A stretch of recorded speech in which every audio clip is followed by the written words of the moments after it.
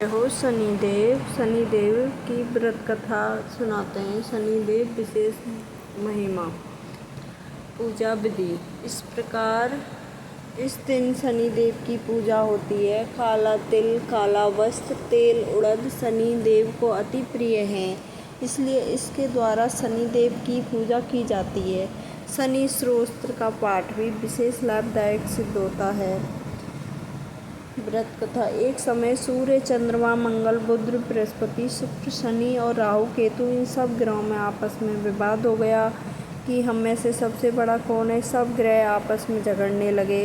कोई निश्चय ना हो सका तो देवराज इंद्र के पास गए और कहने लगे, आप देवताओं के राजा हैं, इसलिए आप बताएं कि हम सब में ग्रहों में से सबसे बड़ा ग्रह कौन है। देवराज इंद्र देवताओं का प्रश्न सुनकर घबरा गए और कहने लगे कि मुझ में इतनी सामर्थ्य नहीं है कि मैं किसी को छोटा बतला सकूं। मैं अपने मुख से कुछ नहीं कह सकता। हाँ, एक उपाय हो सकता है। पृथ्वी पर राजा विक्रमादित्य दूसरों के दुखों का निवारण करते हैं, इसलिए सब मिलकर उन्हीं के पास जाएं, इसके विवाद का निवारण करेंगे। सभी ग्रह देवता देवलोक से चलकर भूलोक में चले गए और राजा विक्रमादित्य की सभा में उपस्थित हुए। अपना प्रश्न राजा के सामने रखा। राजा विक्रमादित्य ग्रहों की बात सुनकर गहरी चिंता में पड़ गए और अपने मुख से उनको बड़ा या छोटा कैसे बतलाऊं। जिसको छोटा बतलाऊंगा वही क्रोध होगा। इसका झगड़ा निपटाने के लिए उन्होंने एक उपाय सोचा और सोने, चांदा, कांसी, पीतल, सीसा, रांगा, जस्ता, अभ्रक और लोहा 9 धातुओं के 9 आसन बनवा दिए।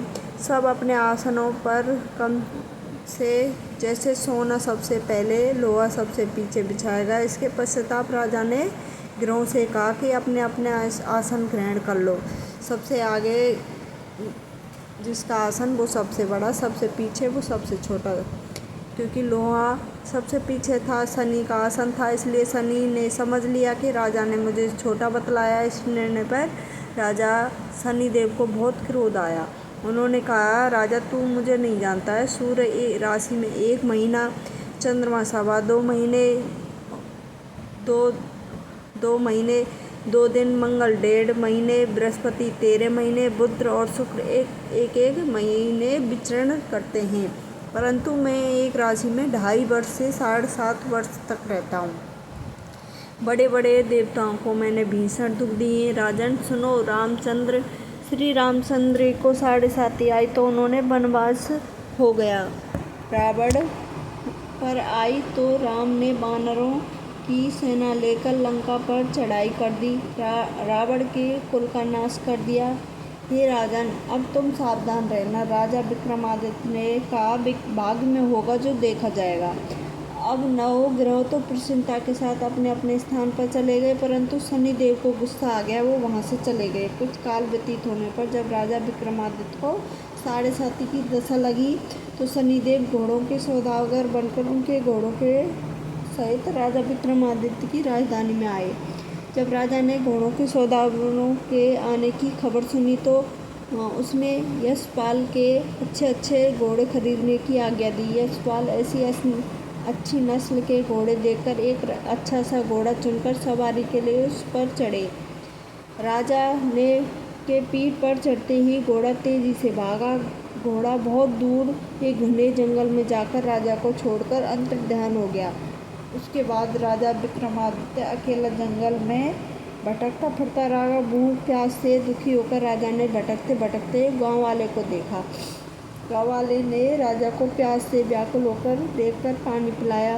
राजा की अंगुली में एक अंगूठी थी, उसने उसको प्रसन्नता के साथ गाँव वाले को दे दी। स्वयं शहर की ओर चल दिया। राजा शहर में पहुंचकर एक सेठ की दुकान पर जाकर बैठ गया और उसने आपको जन का राजा कहने वाला था, उसको खुद का नाम बीका बतलाया। सेठ ने उसको एक कुलीन मनुष्य समझकर जल आदि पिलाया। भाग्यवश उस दिन से सेठ की दुकान पर बहुत अधिक बिक्री हुई। सेठ उसको भगवान पुरुष समझकर भोजन के लिए अपने साथ घर ले गया। भोजन कराते समय राजा विक्रमादित्य ने एक आश्चर्यजनक घटना देखी। जिस खूंटी पर हाथ लटका था वह खूंटी उस हार को निगल रही थी। भोजन के पश्चात जब सेठ कमरे में आया तो उसे कमरे में हार नहीं मिला। उसने निश्चय किया कि सिवाय बीका के यहाँ कोई कमरे में नहीं आया है, तो हार इसी ने ही चोरी किया है। परंतु बीका ने हार लेने से इनकार कर दिया। इस पर 5-7 आदमी उसको पकड़कर राजा के कोतवाल के पास ले गए।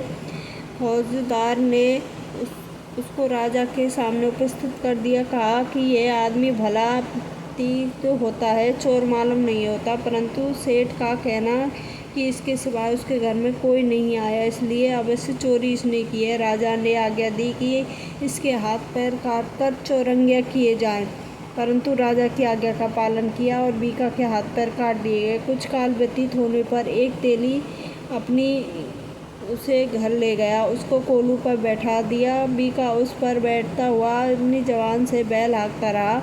इस काल में राजा की शनि की दशा समाप्त हो गई। वर्षा ऋतु के समय वह मलार राग गाने लगा।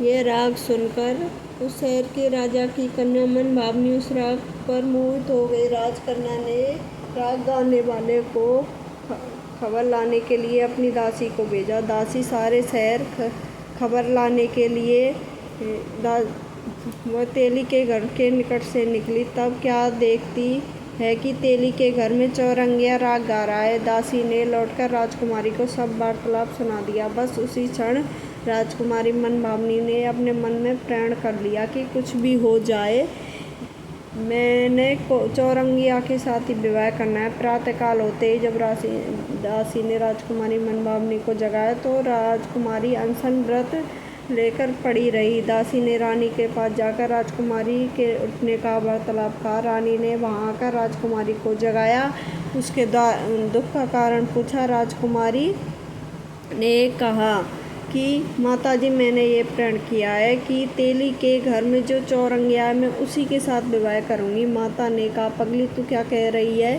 तुझे किसी देश के राजा के साथ परणाया जाएगा। कन्या कहने लगी, माताजी मैं प्राण त्याग दूंगी, पर मैं चौरंगिया के साथ ही विवाह करूंगी। और यह बात आकर महाराज को बताई।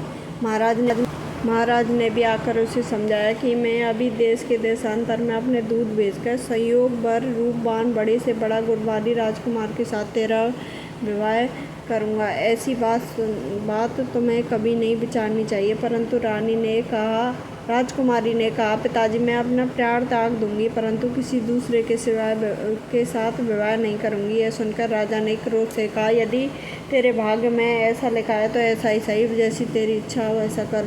राजा ने तेली को बुलाकर कहा कि तेरे घर में जो चौरंगिया है उसके साथ मैं अपनी कन्या का विवाह करना चाहता हूँ। तेली ने कहा, महाराज यह कैसे हो सकता है। राजा ने कहा कि भाग्य के लिखे को कोई नहीं टाल सकता, अपने घर जाकर विवाह की तैयारी करो। राजा ने सारी तैयारी तोरण द्वार लगवाकर राजकुमारी का विवाह चौरंगिया के साथ कर दिया। रात्रि को जब विक्रमादित्य और राजकुमारी महल में सोए तब आधी रात के समय शनिदेव ने विक्रमादित्य को स्वप्न में दिया और कहा कि राजा तुमने छोटा बतलाकर मुझे बहुत दुख उठाया। राजा ने शनिदेव से क्षमा मांगी। शनिदेव ने राजा को क्षमा कर दिया और प्रसन्न होकर विक्रमादित्य को हाथ पैर दे दिए। जब राजा विक्रमादित्य ने शनिदेव से प्रार्थना की तो मेरी प्रार्थना स्वीकार करें, जैसे दुख मुझे दिए हैं ऐसा किसी को ना दें। शनिदेव ने कहा, तुम्हारी प्रार्थना स्वीकार है। जो मनुष्य मेरी कथा सुने, कहे और मेरी दशा में कभी भी कष्ट नहीं होगा, उसको कभी भी कष्ट नहीं होगा। जो नित्य मेरे ध्यान करेगा, चींटियों को आटा डालेगा, उसकी सभी मनोकामना पूर्ण होंगी। इतना कहकर वो शनिदेव अपने धाम को चले गए। जब राजकुमारी मनभावनी की आँख खुली तो वह चौरंगिया के हाथ पैर देखकर आश्चर्यचकित हो गई। उसको देखकर राजा विक्रमादित्य ने अपना सारा वार्तालाप उज्जैन का राजा विक्रमादित्य हुई। यह घटना सुनकर राजकुमारी अत्यंत प्रसन्न हुई। प्रातःकाल राजकुमारी ने अपनी सखियों से पिछले रात का सारा वार्तालाप सुनाया, पति का समस्त वार्तालाप सुनाया। तब अपने प्रकट की और कहा, ईश्वर ने आपकी मनोकामना पूर्ण की है। जब उस सेठ ने यह घटना सुनी तो राजा विक्रमादित्य पास आकर उसके पैर पर गिरकर क्षमा मांगने लगा।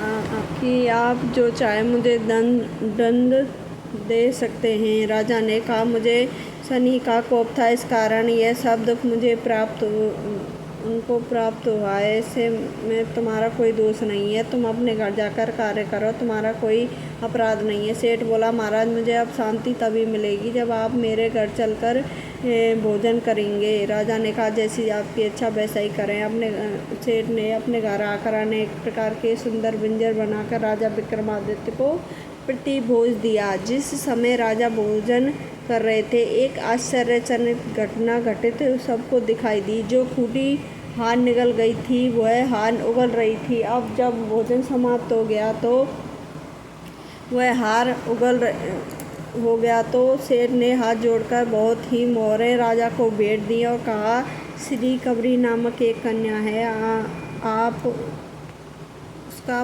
पड़ी ग्रहण करें। राजा विक्रमादित्य ने उसकी प्रार्थना स्वीकार कर ली। तब सेठ ने अपनी कन्या का विवाह राजा के साथ कर दिया और बहुत सा धन दहेज आदि दिया।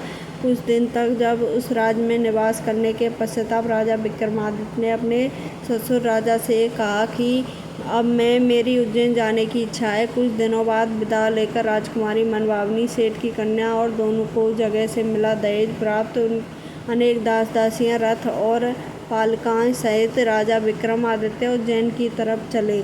जब वे शहर के निकट पहुँचे और पूर्ववासियों ने राजा के आने के संवाद सुना तो उज्जैन की समस्त प्रजा अगवानी के लिए आई। प्रसन्नता से राजा अपने महल में पधारे। सारे शहर में भारी उत्सव मनाया गया। रात्रि को दीपमाला की गई। दूसरे दिन राजा ने अपने पूरे राज्य से घोषणा करवाई कि शनि देवता सब ग्रहों में सर्वोपरि हैं।